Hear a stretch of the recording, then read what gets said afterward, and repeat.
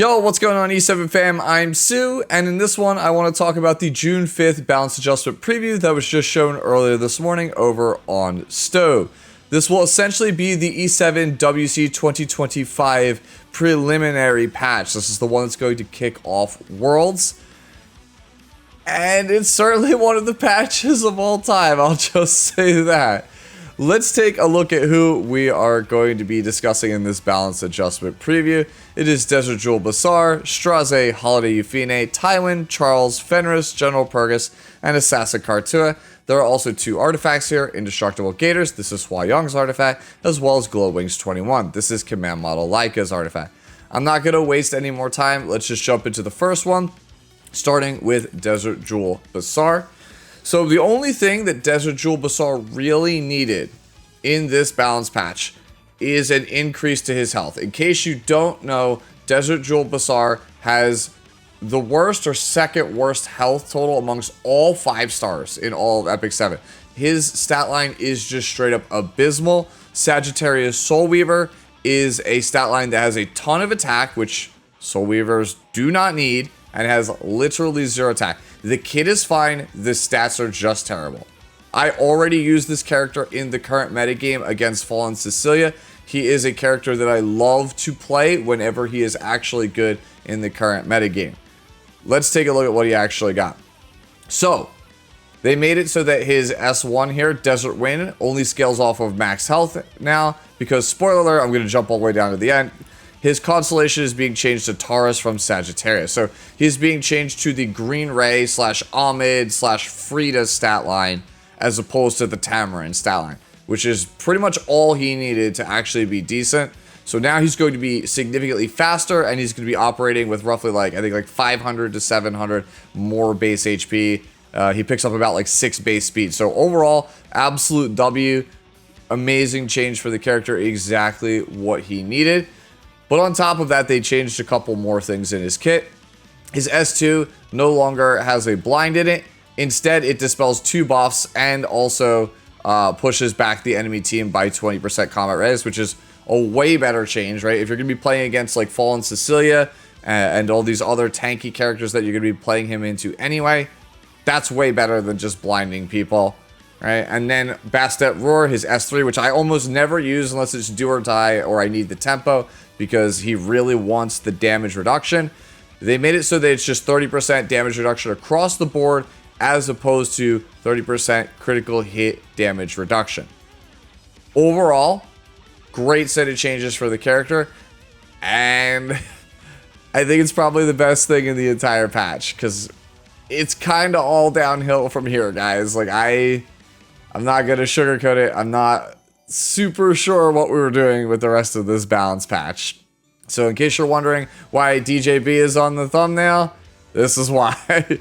Next up, we have Straze. Straze, in my opinion, is one of the best designed characters that they have ever made. He is a tank buster, but there is counterplay to the character with things like damage share, with Troublemaker Crowsit. You can kind of fake people out by having characters that have super high HP, because he only really goes after the highest HP target.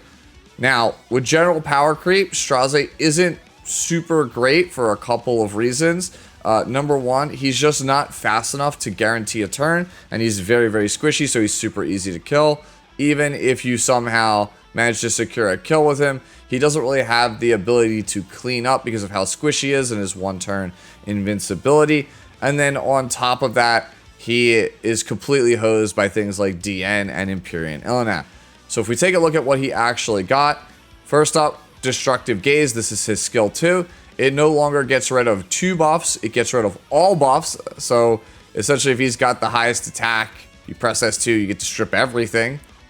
I guess that's nice, but I mean, this was already spammable with his soul burn, so it doesn't really change anything. Having 2 buffs versus all buffs, it's a very moot point, honestly. And then we changed Star Extinction, which is his skill 3 here.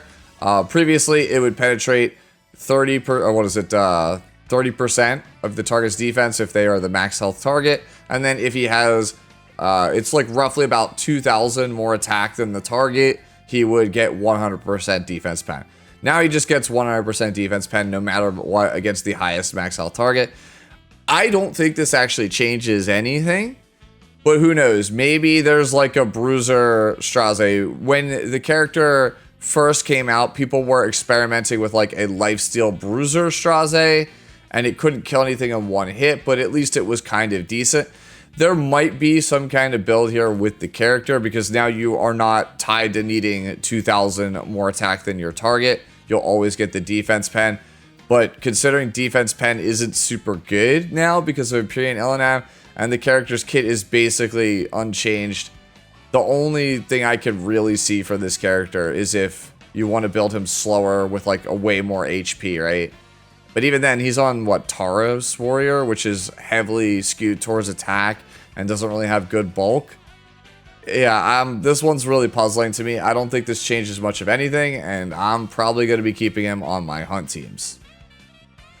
Next up is Holiday Euphine, who currently is played right now in this current metagame. She is used on the artifact Guide to a Decision, which is the Guild War artifact, right? Your guild artifact. And what you use it for is essentially, she starts with that barrier. If they use some kind of contact AoE move to cleave you, and she dodges, or they just don't break the barrier, she will CR push to the front. I believe it's a 16% CR push. And then she will use her S3, Euphine Special, to cleanse all of the debuffs, gain an attack buff for her team, and CR push to the front and counter cleave you. That is pretty much what she does. It's very, very niche, but hey, at least it's playable. The only thing you really could hope to get from a Holiday Euphine buff would be something that increases her overall general use cases and not just have her be relegated to an anti-cleave character. And unfortunately, it doesn't really change much here when you take a look at what we actually got. So her S1 now has a 100% chance to burn as opposed to 75%. Right now, burns are pretty decent, so it's not nothing, right? You're guaranteed a burn, basically. Next is the S2 here. Previously, it would say when the caster is at max health, they would get 35% extra evasion. Now, with the change, when health is 50% or more, increases evasion by 35%. So essentially on the Guide to a Decision build, if you get hit, maybe there's still a chance for you to recover, like when you otherwise would have lost. It gives you it skews the RNG ever so slightly more in your favor than previously, but it doesn't change anything. And then the last change here is you get an extra 5% CR push on Euphine Special. So now maybe you don't need to build her 270 speed. Maybe now you can build her 260 speed or 265 speed to use the anti-cleave build. It's still the same character, guys. Like, it doesn't change much of anything. It just makes it so that you could get, you know, more crit chance, crit damage, attack percentage, more bulk. You could just move 10 speed off the character into something else. It doesn't really change much of anything. This is honestly a pretty disappointing buff. Next up, we come to Blue Tywin, and Blue Tywin has only ever needed one change post rework. As you can see here on the left-hand side, when the ally in the back row has a debuff which prevents movement after being attacked. So if you are slept, stunned, or feared, and you are in the back slot and you are attacked, that means that they have to deal damage to you. Use a move that can attempt to deal damage to you. Tywin will cleanse it. The problem is, the best skill in the entire game, which prevents movement, is a non-attack skill on Death Dealer Ray. The character actually doesn't do anything because people can sleep you and then never attack you. And you will just never proc the Tywin. So any competent player can just play around you because you have to make contact with the backline person in order for Tywin to actually do something. So, here's what they changed on Tywin. So now his S1 Swordstorm no longer strips buffs. Instead, it is a 50% chance to defense break for 2 turns. Admittedly, that's not really that bad of an S1. Having defense break is one of the most high value S1s you could possibly get. The problem is that the cooldown to break you out of the sleep, stun, or fear was reduced from 2 turns to 1 turn. So the one thing that I talked about is still there. a competent opponent can still just sleep your whole team with DDR, never make contact with the person in the back row, and proceed to win the game. So essentially, the only change here on Tywin is we made it so that S1 is no longer a buff strip, it is a defense break. There is no other change here on the character. They also changed this exclusive equipment here. It increases the defense chance, defense break chance on his S1 up to 65%, and you gave up for it the ability to dispel one additional buff. I'll be real with you, having the ability to strip 2 buffs on an S1 might actually be more value than a 65% defense break chance on S1. This might actually just be a straight downgrade overall. This is a waste, an absolute waste of a spot here in this patch. So next up is one of the more puzzling changes in this patch after you look at it. This one might actually be very good, or it might be very, very bad. So it's Charles. So Charles as a character is a counter bruiser, much in the same way that most other bruisers are built in this game. But most counter bruisers now, like your Morts and whatnot, they are built full health because they are health scaling.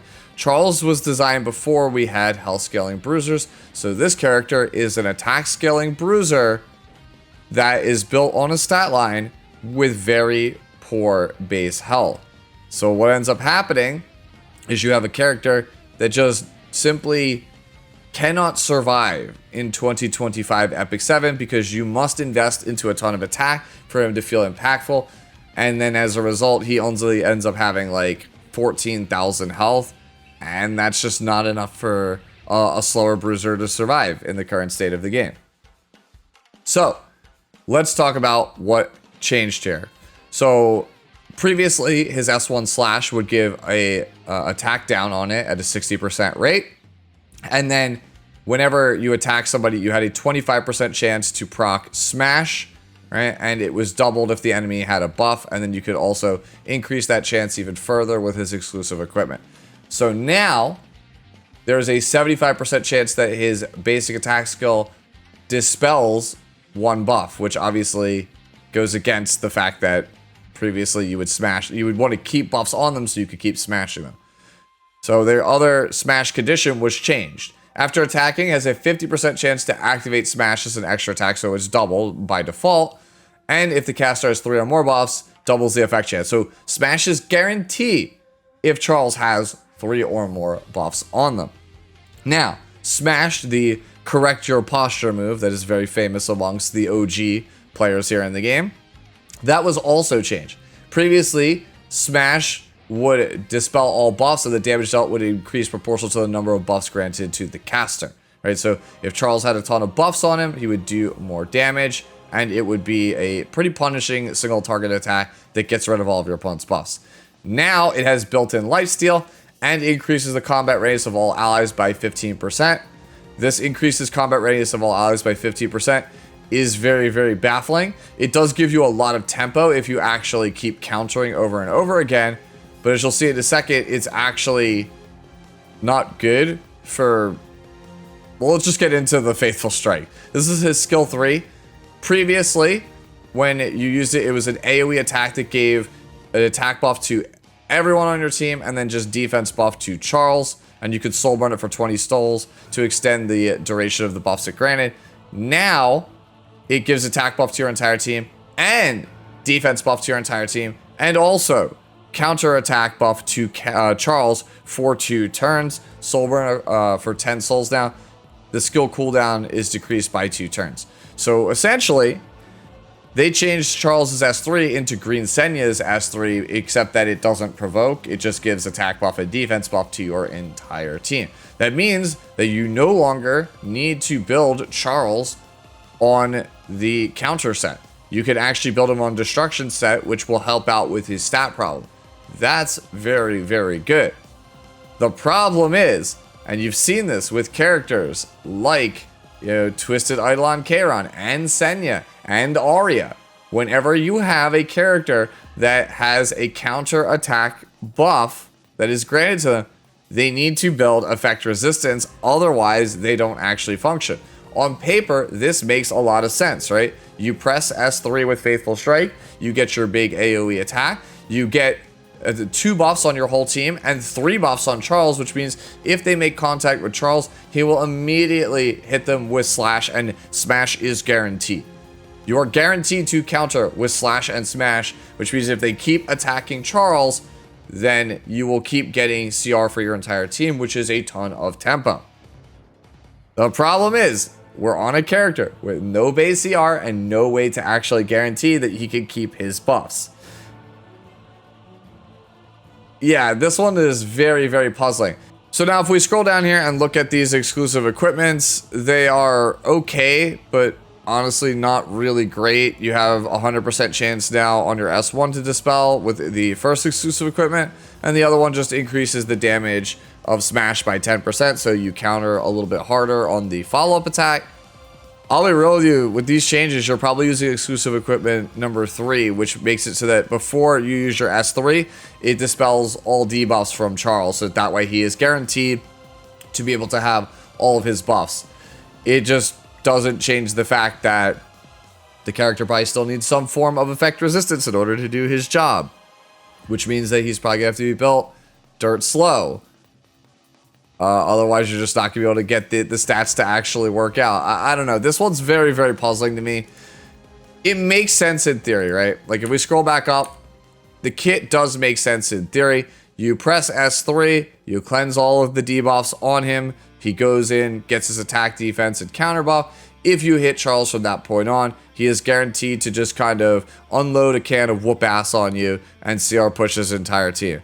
I just don't think that he has the base stats to actually pull this off. Maybe I'm wrong. You guys can let me know down in the comments below.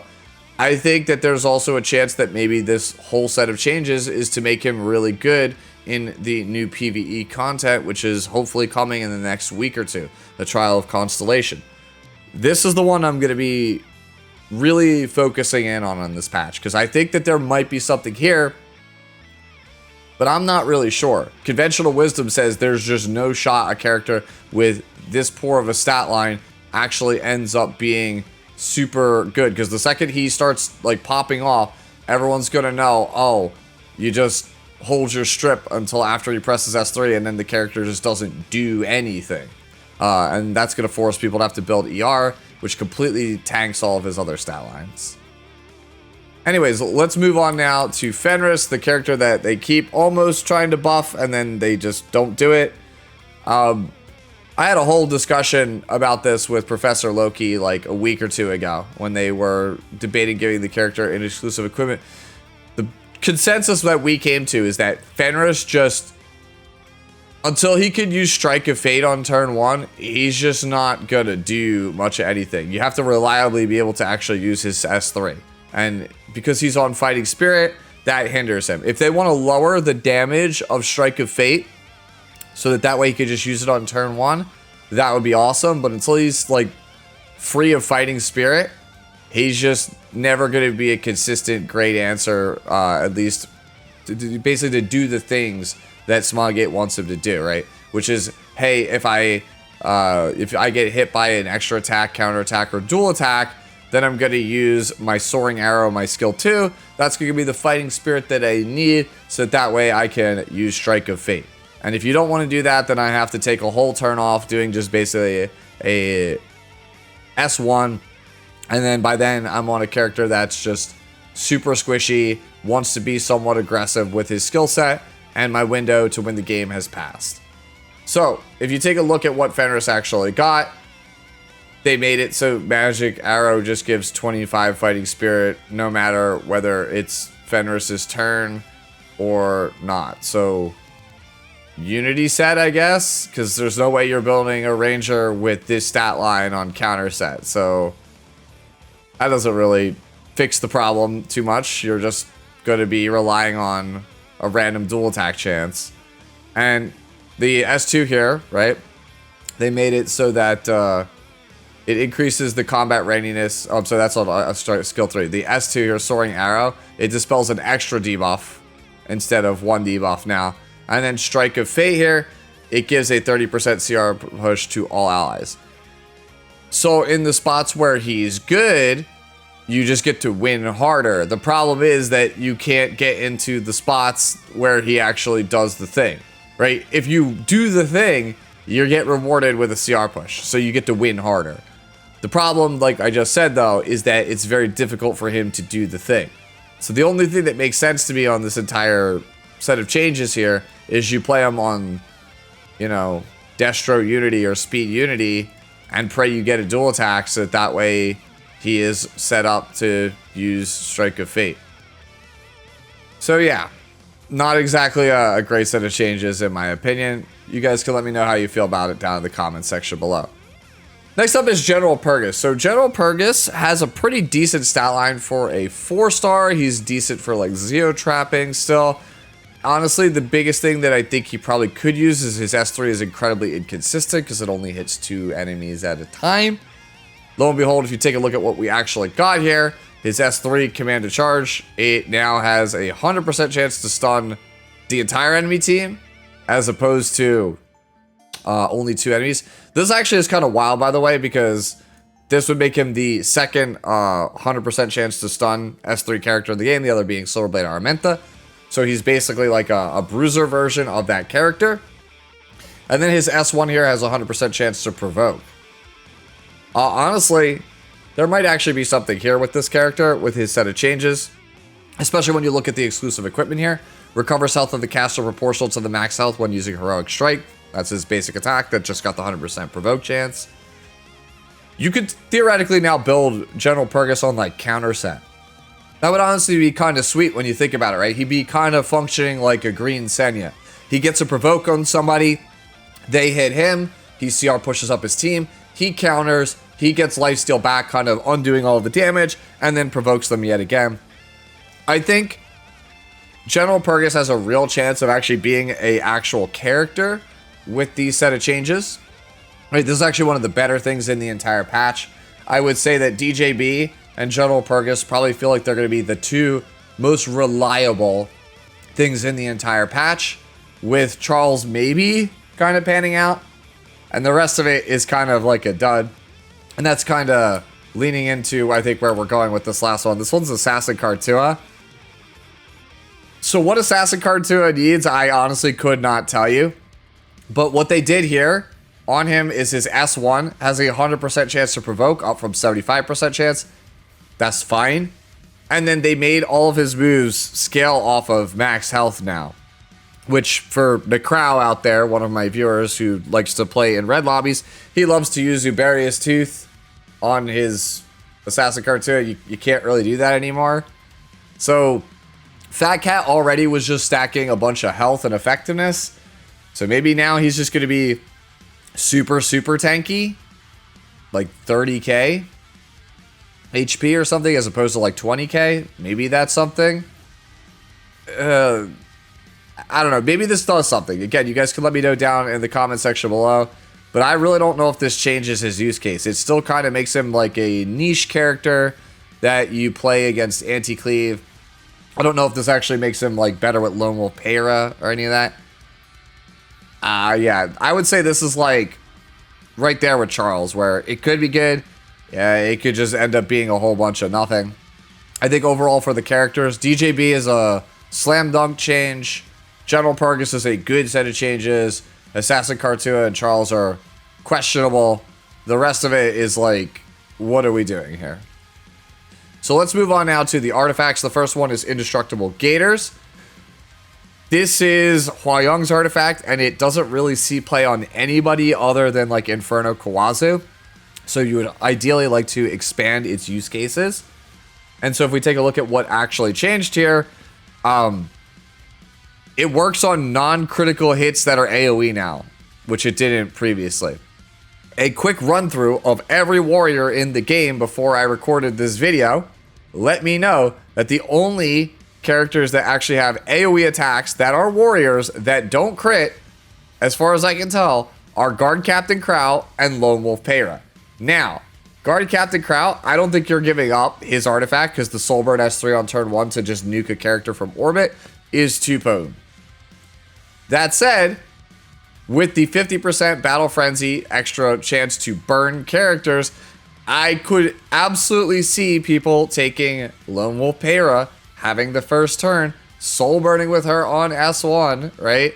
Death breaking everybody, putting burns down on everybody. You take the extra turn, that zoops Robin to the front. Robin presses S2, burns everybody out. So now you're at 4 to 5 stacks. Press the S3 and just completely just blow up the entire enemy team. That's the only change I could see here, is if you want to play Lone Wolf Payra with Robin. I don't think that this changes much of anything. So yeah, I guess it's a change, but we basically made it so that it works for one of the openers for Robin. That's not much of a change. It feels kind of like a not great overall change on the patch, right? Even if it pans out, even if at E7WC you see Indestructible Gators, Payra, plus Robin be a thing, I would prefer you put a actual artifact on the patch that does something for more than one character that's already top tier. Thank you very much, Smougate. And then finally here we have Glow Wings 21. And this is an artifact I've always felt needed some kind of a rework, because the only people that actually use this thing are like turn 2 players when they are desperate. Famously, Call 888 used to do this thing where he would be on a Summertime Assyria on Glow Wings, and if one of his AoE counter characters actually got the counter, like a Bellion for example, right, that would proc Summertime Assyria's S2, which would put down the bombs. That's a non-attack skill. That would give his whole team a barrier, and you're like, wow, I did it. Right, I won the RNG race. My whole team gets a barrier. That's awesome. They basically gave Glow Wings 21, when you look at what it got here, instead of having it be proportional to the caster's max health, it just gives a fixed amount, like Blue Payra, like her S3. So it doesn't increase the use cases, it just makes the quality of the barrier better overall. I don't think this really changes much of anything. Again, you can let me know down in the comment section below. Overall, pretty disappointing patch. They played it incredibly safe. We had a pretty good RTA meta, I feel like 2.5 to 3 weeks ago. Maybe it's probably more like a month now. Basically, the patch right before we got Boss Arunka was pretty much perfect. I was having a lot of fun. A lot of strategies were viable. And now with the Boss Arunka and Rinak duo running the show, games are very much which character of the two OPs do you actually get, right? If you have Rinak, you can just run people over. If Rinak is banned and the opponent has Boss Arunka and like 1 or 2 other knights, you're just not killing them. That's the status quo. A lot of stuff in this patch outside of like DJB doesn't really change that. So I expect going into E7WC, Rinak and Arunka are going to be banned at like an all-time high rate, because nothing in this balance patch kind of disrupts the Arunka plus Rinak show that is the current state of the meta. And those are my thoughts on the balance patch. You guys can let me know how you feel about it down in the comment section below. As always, enjoy the rest of your day, the rest of your week, and I'll catch you in the next one. Later now.